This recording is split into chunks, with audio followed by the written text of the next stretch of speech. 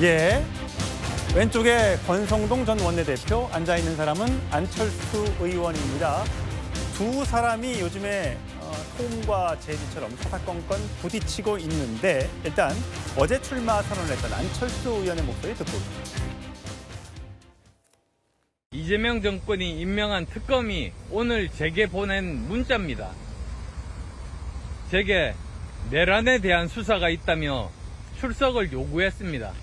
계엄에 반대하고 탄핵에 찬성했던 저에게조차 이런 문자를 보냈습니다. 황당하기 그지없습니다. 저 안철수는 두렵지 않습니다.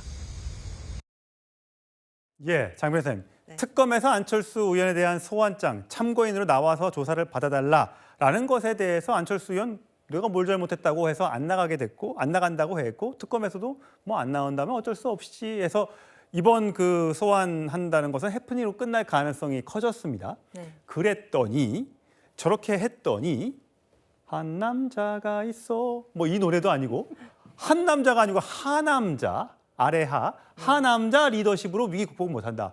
딴 의원들이 전부 다 특검에 끌려가고 특검 조사받을 때 가만히 있다가 본인이 소환조사 참고인으로 왔다고 그거를 저걸 공개하고 안간에 만에 이러고 있다라고 비판을 했더니 바로 안철수 의원이 한 장의 사진을 올렸습니다. 하남자? 뭐 나 이렇게 혼자서 무소의 뿔처럼 혼자 간 사람이야 라고 올렸더군요. 이 공방 어떻게 보세요?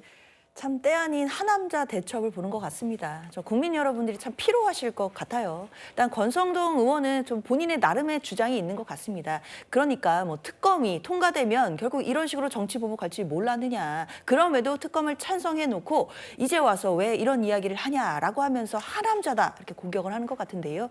그런데 국민들께서 보실 때는 과연 권성동 의원은 과연 하남자가 아니라 상남자일지 한번 돌아보셔야 될 것 같아요. 권성동 의원이야말로 지금의 국민의힘에 저런 좀 우리가 앞서 얘기했던 뭐 극으로 가는 것 아니냐 이런 논란이 있는 부분에 있어서 저는 책임이 크신 분이라고 생각이 들거든요.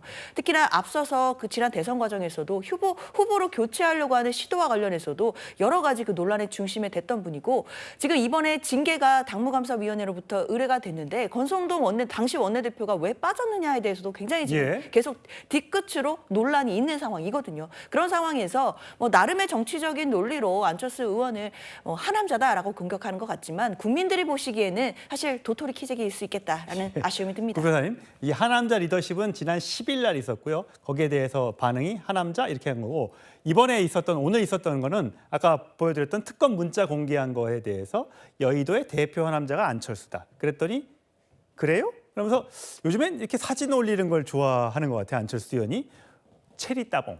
요 영상 사진을 딱 올리면서 그럼 당신은 하수인 이렇게 응답을 한 거예요. 그렇죠. 모든 게 다 정치로 귀결된다 이렇게 볼 수 있는 게 일단 첫 번째로 특검이 수사 대상을 너무 쉽게 봤어요. 왜냐하면 보통 어떤 조직에 대한 수사를 하고 싶을 때 거기에서 포함은 되어 있으나 결이 다른 사람을 딱 처음에 소산 대상으로 하면 수사가 쉽거든요. 예를 들어서 뭐 내부 고발자.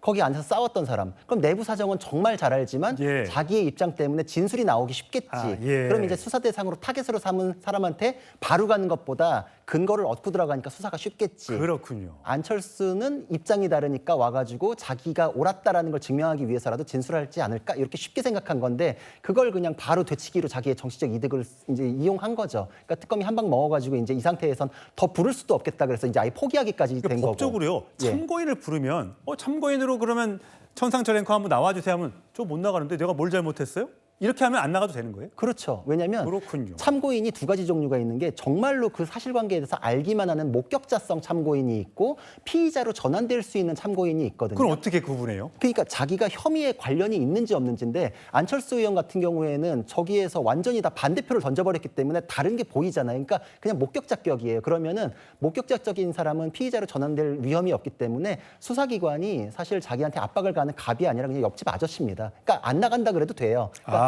안 나가도 되는 상황을 너무나 잘 알기 때문에 문자를 공개하면서 그냥 정치에 활용을 해버린 거죠. 그러니까 권성동 의원도 법조인 출신이니까 너무 잘 알잖아요.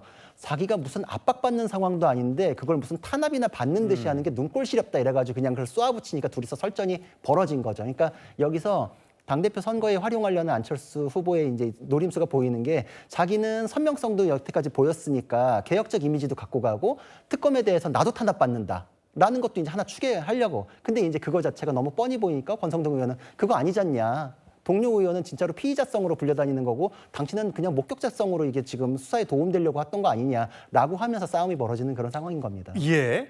뭐 싸움을 벌이고 또 하수인 하면서 사진 올리고 이렇게 막말로 싸우지 않고 좀 풍자적으로 싸울 수 있으면 그래도 거의 정치권의 품격이 있는 걸로 보긴 보는데 어쨌든 국민의힘의 안철수 의원이 이번 그 참고인 출석 조사 요구로 정치적 체급이 더 커져서 이번 전당대회에서 의미 있는 득표를 기록할지는 아직은 알 수 없습니다. 지금 김주희 대변인, 민주당에서는 그런 거예요. 뭐 안철수도 불렀고 이제 모두 싹 다 부른다. 특히 한남동 관저 앞을 지켰던 45명의 국민의힘 의원들을 싹 다 불러서 털어서 뭔가 먼지떨이 수사를 할 것이다. 그래서 위헌정당 해산 심판을 한다고 뭐 정청래 당대표 후보도 얘기를 할 정도니까요. 여기에 대한 두려움이 국민의힘을 엄습해 올 경우에는 오히려 결집을 더 강화시키고 이런 건 아닐까요? 글쎄요, 뭐 그럴 가능성도 있겠죠. 그런데 특검에서 지금 수사를 하는 부분들은 뭐 지금 어디까지 어떻게 갈지 모르겠습니다만 저는 안철수 의원이 좀 이해가 안 가는 부분이 있어요. 뭐 지금 좀 전에 자료 화면에 보면은 그 지금 특검의 수사가 정치 탄압이라고 그러는데 결과적으로 본인이 그 특검에 대해서 찬성표 던진 분 아닙니까? 그랬죠? 그러면 본인이 정치 탄압하라고 특검에 되게 힘을 실어준 겁니까? 이렇게 말도 안 되는 말씀을 이렇게 하루아침에 손바닥 뒤집듯이 하니까 간철수다 이런 표현들이 동네에서 나오는 게 아닌가라는 생각이 들고요. 지금 국민의힘에서는 뭐 내부 결집 할 수 있으면 하는 것이 좋겠지만 지금 본인들이 살기 위해서는 아마 불려가면 불려갈수록 지금 가시는 분들 다 다른 말씀 하고 오지 않습니까? 가기 전에 하신 말씀하고 가서 하는 얘기가 다 달라져요. 왜 달라지겠습니까? 본인의 죄를 씻기 위해서 가볍게 하기 위해서 달라지는데 지금은 아마 단일 대우를 형성하는 것이 굉장히 유리하다고 생각되겠지만 막상 다녀오시면 그 단일 대우는 금방 깨질 것이다. 저는 그렇게 보고 있습니다. 예.